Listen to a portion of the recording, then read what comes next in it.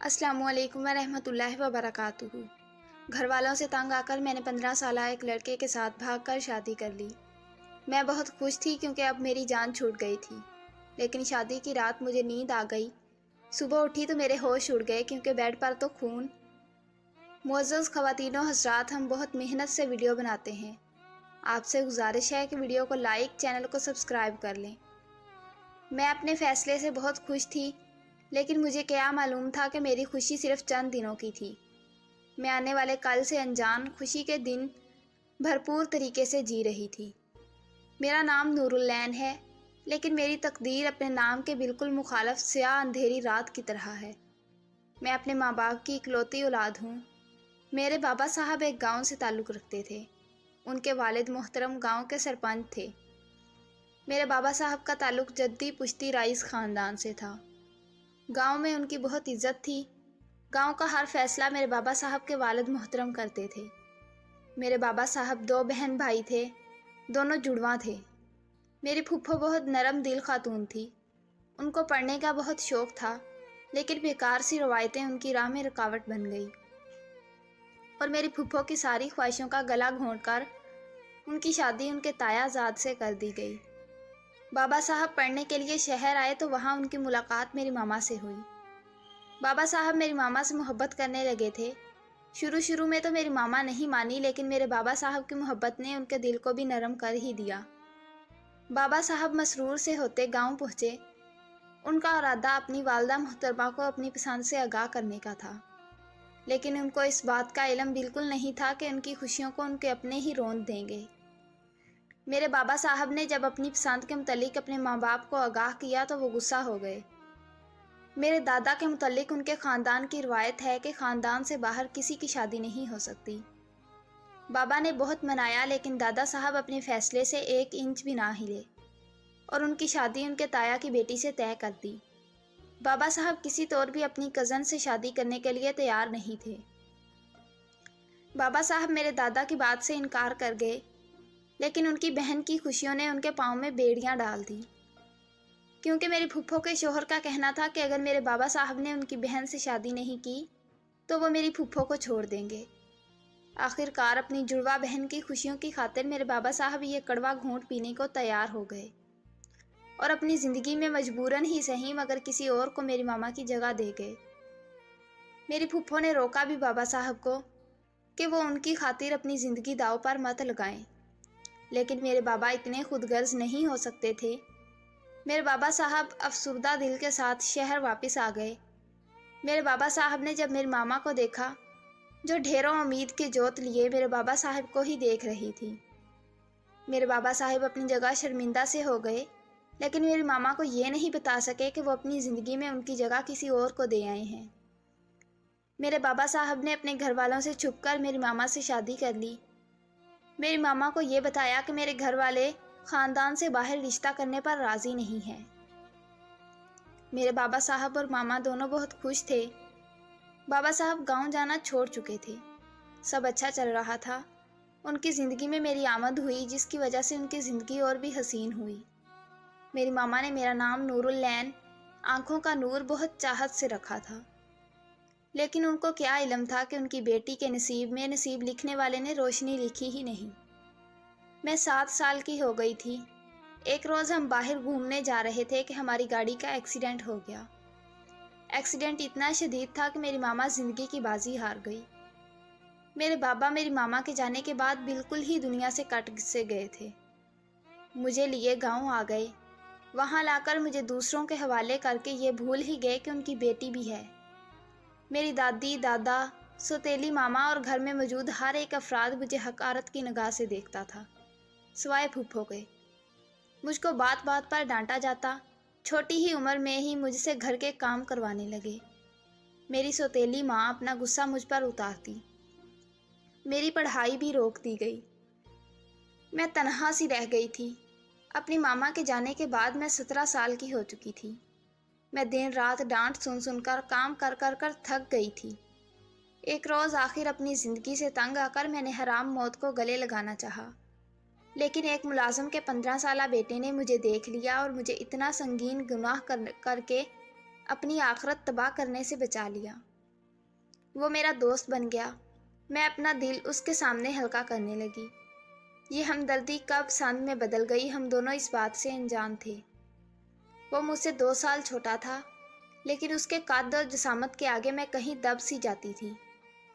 ایک روز اس نے بھی مجھ سے محبت کا اظہار کر دیا۔ میں بہت خوش تھی، لیکن اس بات کا ڈر کھائے جا رہا تھا کہ بابا صاحب اور گھر والے نہ مانے تو یہاں آ کر میری خوشی ماند سی پڑ جاتی تھی۔ جب مجھے کوئی راستہ نظر نہیں آیا تو میں گھر والوں سے تنگ آ کر اس لڑکے کے ساتھ بھاگ گئی۔ ہم دونوں بڑی مشکل سے شہر پہنچے۔ وہاں ہم ایک گھر میں کام کرنے لگے۔ اسی گھر میں ہم کو رہائش بھی مل گئی تھی۔ بے شک خدا بہتر سبب الاسباب ہے۔ کہاں ہم خالی ہاتھ۔ پھر ہم نے شادی کر لی۔ میں بہت خوش تھی کیونکہ اب میری گھر والوں کی نفرت اور حقارت بھرے رویے سے جان چھوٹ گئی تھی۔ کم از کم اب عزت کے ساتھ میں کھانے پکا کر سکون سے چند پل سانس لینے کو تو ملتے تھے، ورنہ میں تو اس بات سے انجان ہی تھی کہ سکون نام کی بھی کوئی چیز ہوتی ہے۔ شادی کی اگلی رات میں جلدی سو گئی تھی۔ جیسے ہی صبح میری آنکھ کھلی تو میرے ہوش ہی اڑ گئے، کیونکہ بیڈ پر تو خون پھیلا ہوا تھا۔ میں خوف زدہ ہوتی زور سے چیخی۔ میں ہذیانی انداز میں چیخنے لگی۔ میرے اندر ہزاروں وسوسے جنم لینے لگے۔ میری چیخ کی آواز سن کر میرے شوہر بھاگ کر آئے۔ جب میں نے اپنے بیڈ کی طرف اشارہ کر کے خون دکھایا تو میرے شوہر کہنے لگے، کیا ہوا؟ خون؟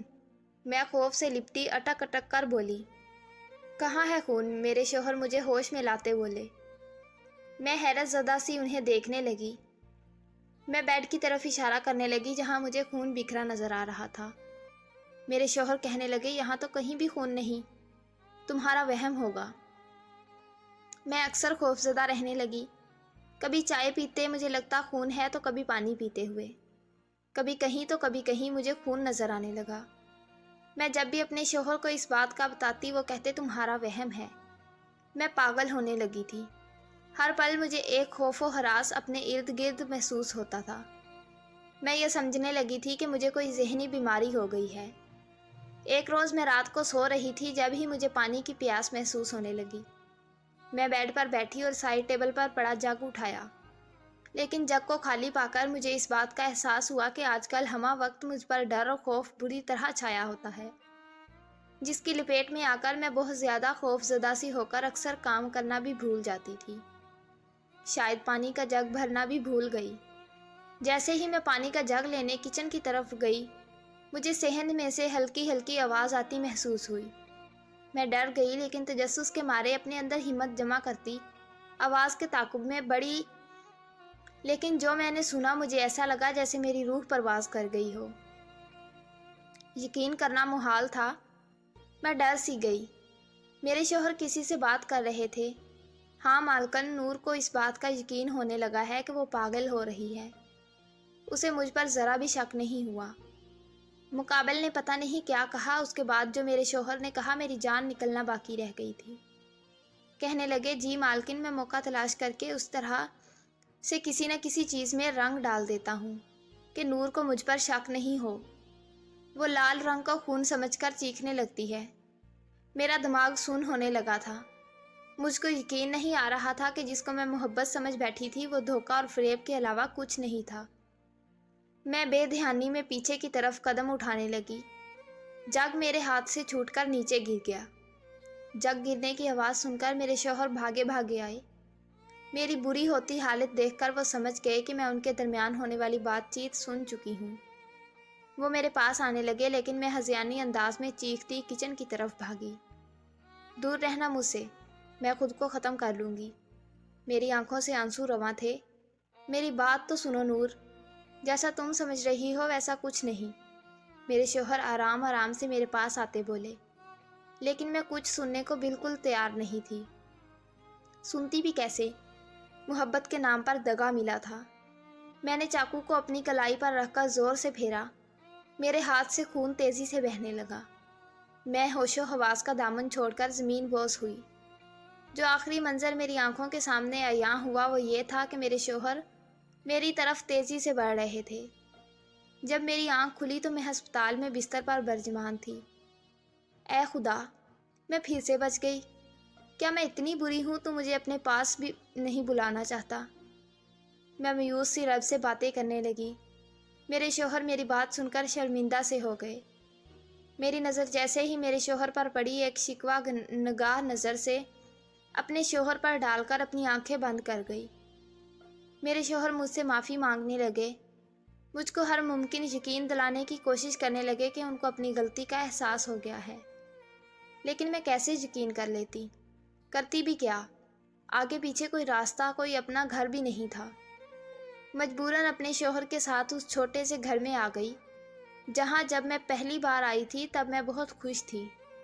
اپنی زندگی کی شروعات کرنے کی چاہ تھی، لیکن اب میرے سارے احساس مر چکے تھے۔ میرے شوہر مجھ سے اکثر معافی مانگتے۔ اس نے میری سوتیلی ماں سے بات کرنا بھی چھوڑ دی تھی، جن کے کہنے پر میرے شوہر نے میرے ساتھ یہ گیم کھیلا۔ مجھے سمجھ نہیں آتا کوئی اتنا کیسے گر سکتا ہے۔ میں اب صرف زندگی گزار رہی تھی۔ زندگی جینے کی خواہش میرے اندر ہی کہیں دم توڑ گئی تھی۔ اگر میرے بس میں ہوتا تو کبھی اپنے شوہر کے ساتھ نہ آتی، لیکن میں مجبور تھی۔ کس کے آسرے پر یہ قدم اٹھاتی؟ میرے شوہر اب بھی مجھ سے اکثر معافی مانگتے ہیں، لیکن میرا یقین اور بھروسہ ہر کسی پر سے اب اٹھ گیا تھا۔ میں نہیں جانتی اب کبھی میں بھروسہ کر بھی پاؤں گی یا نہیں۔ ویڈیو اچھی لگے تو ویڈیو کو لائک کر دیں اور میرے چینل کو سبسکرائب اور شیئر کر دیں۔ ملتے ہیں ایک نئی ویڈیو میں، تب تک کے لیے اللہ حافظ۔